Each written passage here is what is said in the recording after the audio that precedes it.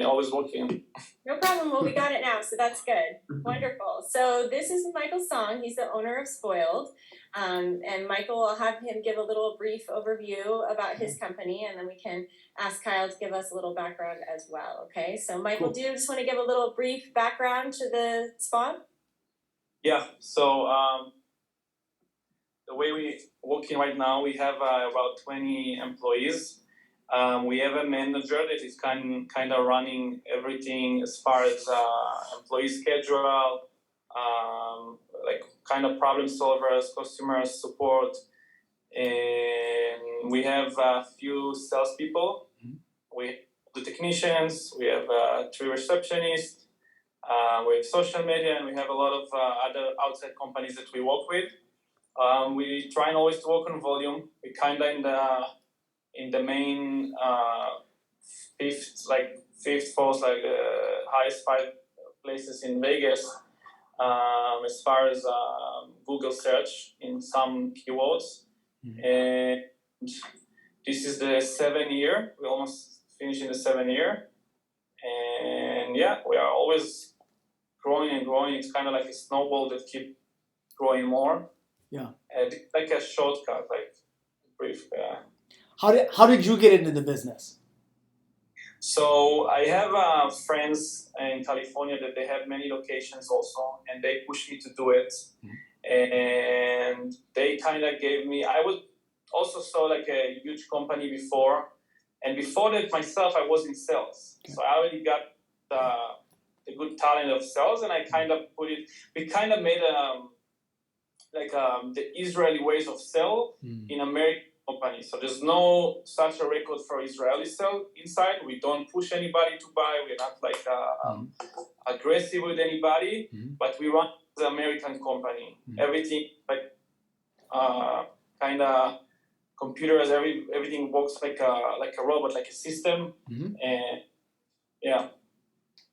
Okay. So I was in sales before, and I always wanted to do something open something by myself. It was supposed to be something a little bit different. My friends told me about the things, just to service. They have many locations. I went to see their places, and I went to the other companies. I flew to New Jersey, New York, see some huge company that I liked the idea they work. So I kind of copied their way, but took it to. I thought how much potential they can do, but they don't have the right people, the right salespeople, or they're kind of like a factory. They're not taking advantage of so many volume of people that they have and what they can do it. So we took the same thing. We made it to be high volume, but each of the clients can be sold for like from all the way from $20 up to $300 every month. Right. So depending on the service. Did you say that you're Israeli? I'm originally from Israel. Yeah, I've been here for 15 years. Okay. I just finished the army and I moved here right away. I'm working with a fencing company in LA, and they're all Israeli, and they are sharp and on point. Like everything is, like you said, systematic, very cut and dry. Not gonna, they came out is selling a $45,000 product. Met with them one time. They're like, look, I'm never gonna call you again. I'm never gonna bother you again. If you want to do it, great. I can get started. If not, I don't care. I have lots of deals going on, right? So I love the way that they do things, right? So I love the med spa space, and thank you for giving me your background and a little bit of primer. Let me tell you about me. I started out in electronics recycling. I'm actually in Southern California. I'm in Carlsbad, just north of San Diego. I built that company up to about 1,100 corporate customers. LG, Panasonic, Google, Yahoo, Lockheed Martin, Apple. I mean, just 1,100 corporate customers, and I ended up selling that company in 2014. Went to Houston, Texas, did the exact same business model, but serviced oil and gas, healthcare, the banking sector, and I sold that company in 16 months. After 6 years of being in the space, I took all of my competitors, turned them into suppliers, and focused just on one category. That company last year was number 1465 on Inc. 5000's fastest growing companies in the country. I've been in that space for 10 years. Along the way, we started investing in lots of different little companies. CBD manufacturing, we have a plumbing company, we have a property management company. I own 165 single family doors in South Carolina, so we have rental properties and real estate. And last year we got into some e-commerce type companies. And so now this year we're at 18 portfolio companies, over 100 million in sales. and we're constantly looking for unique and interesting opportunities and ideas. In the last year, I started showing folks exactly how to invest like I do in 7 and 8 figure deals. So we're looking for very particular things. We're looking for enough employees. We're looking for at least 10 employees, has been around and has a track record for 5 years. It's got 20 to 30% profit margins. It has maybe some value add opportunities with management, with sales, with operations, with digital marketing and branding. So we bring in our fresh capital, look for unique and interesting opportunities and ideas, and then grow those companies. Typically in the 1 to 10 million range is our sweet spot. Like I said, we have 18 companies in our portfolio right now currently.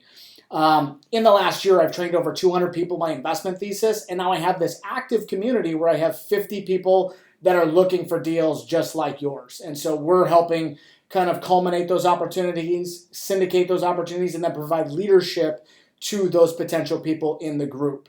So I have 2 or 3 students that are actually interested in the med spa space. I am particularly interested for our portfolio in the med spa space. Like I said, being in Southern California here in San Diego, I'm looking at 3 in Orange County. It's a super hot market. There's Southern California in general for all of this, injectables, cryo, I mean, from the whole gamut, from the very low end of beauty products and eyelash and microblading all the way up to the injectables and other services. So I'd love to learn more about your core products and services, where you guys are at right now, and really what your motivation is for selling the company.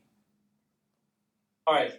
So for the last question, my motivation to sell is, first of all, when I started everything, I was single. And I think even the first or second employee was my wife today, but she just was the receptionist that time. Then 2 years after we got married, and now we have 3 kids.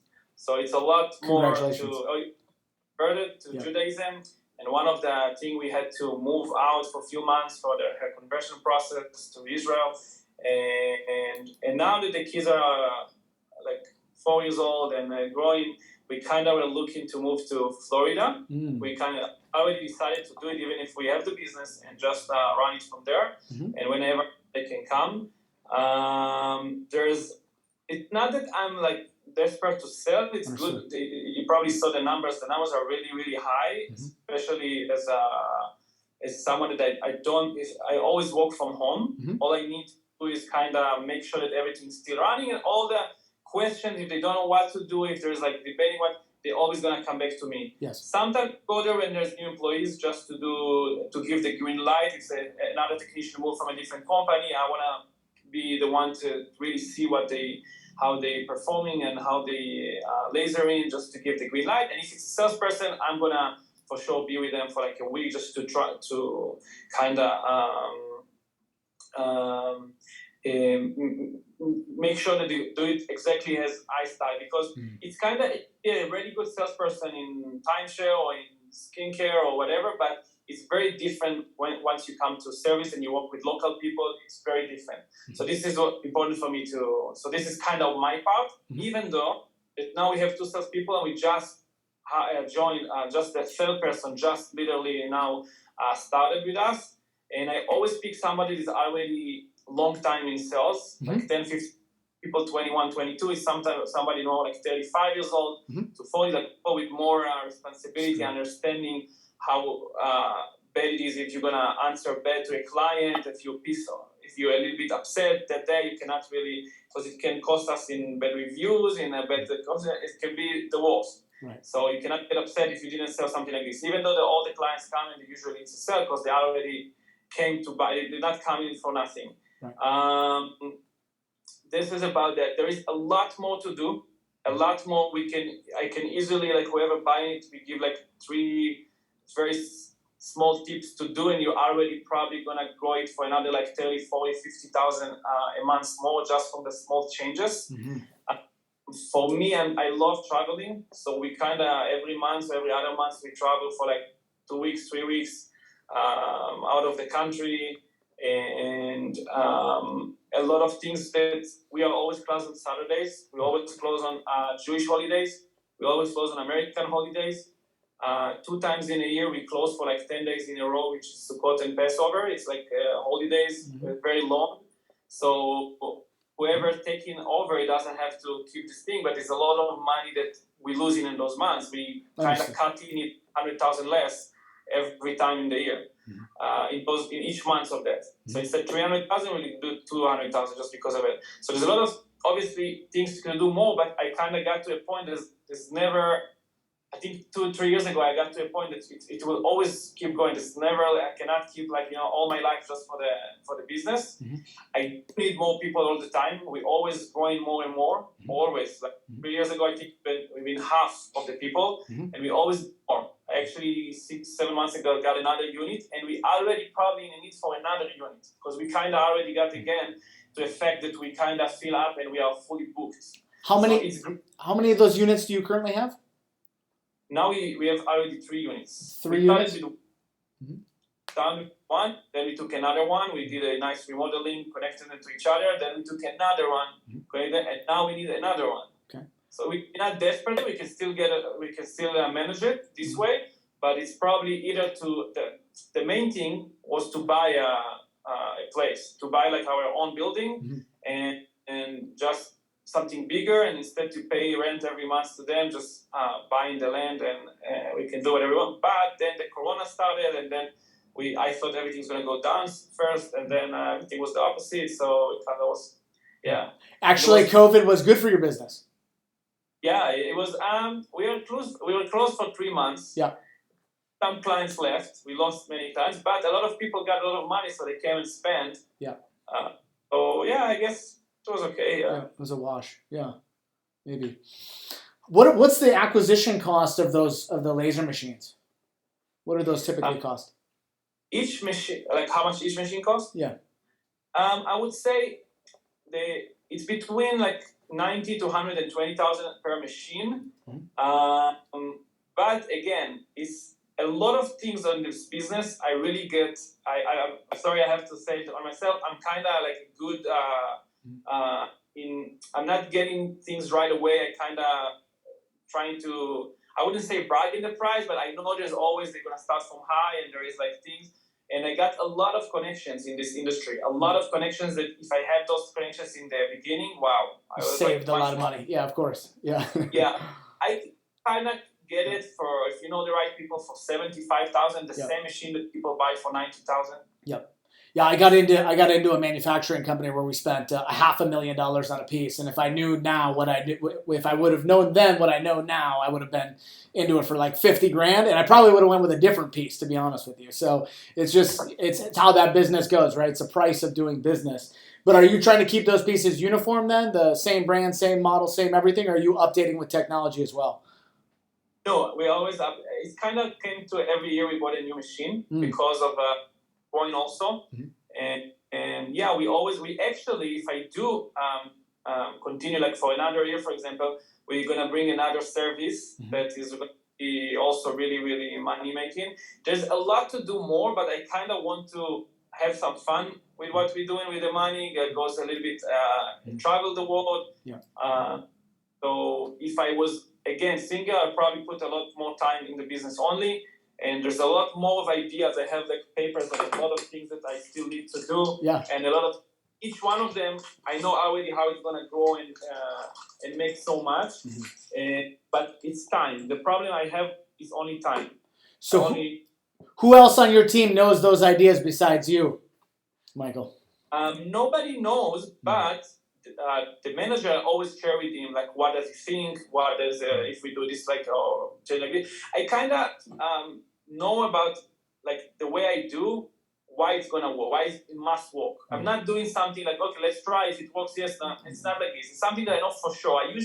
I'm not inventing the word. I'm just copying something I've seen in Thailand or I've seen in other that is working really good, and everybody else, it has to work here. Yeah. Most of the things I did is things that I saw that already work in other places, but I took it a way that you can make much more money. Instead, they make they can make much more money. I can't believe they do it this way. They don't why they don't see the opportunity that I see. When I went to buy a place before, I didn't want to start something from scratch. So I went to buy something, and I went to see like places for sale, so very cheap also. But for doctors that learn like 11 years and then running the business.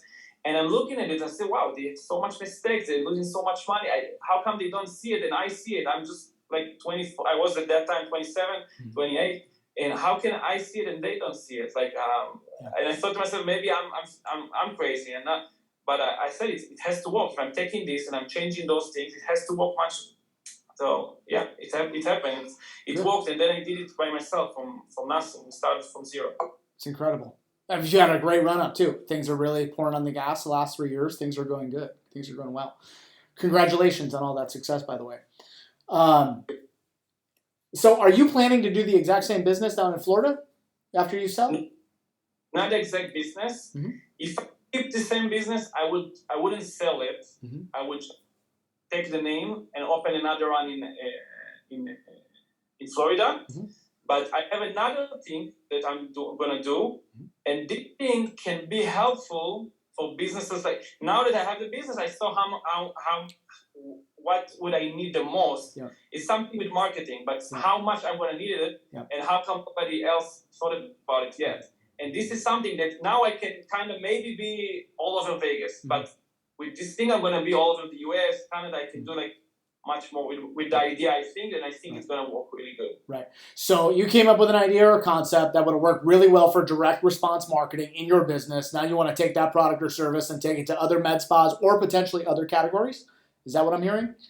Yeah, other categories, not just med spa. Everything that is service, everything that is like cheap food, like if you go to hookah, so just the things that doesn't cost much to businesses and how much you can, it's kind of going to be app. Yeah, cool. That's cool. Do you have, so the focus though is predominantly laser. Are you doing, what other types of med spa services are you guys doing within that? We're doing spider veins. We're doing Genesis laser. It's like kind of facial with lasers. We're doing skin tags removal, fat freezing.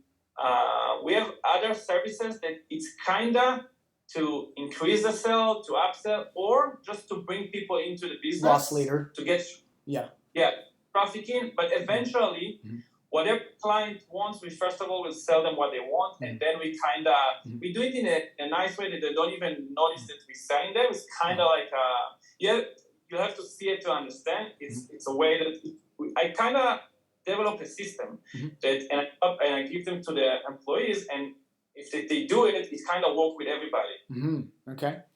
So, but the core of the business is the laser hair removal, right? Like that's how much of your revenue is attributed to that particular service, do you think? Yeah, laser hair removal is the most, probably around, I need to check the point of sale, but probably 70 to 80%, I think, is the laser hair removal.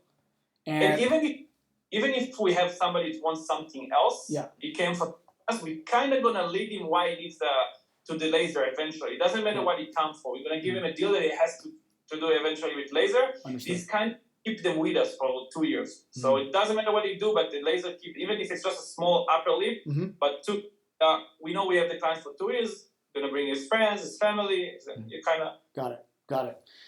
The spider veins, that's a very interesting category for varicose veins. There's a few treatment facilities over here. I recently just visited one of these about a month ago. For varicose veins, I mean, that's like a $6,000 to $10,000 specific surgery to fix those veins, right? And like, so what kind of regulations do you have from a doctor perspective? What type of treatments are you guys actually doing in-house? What's actually being outsourced outside?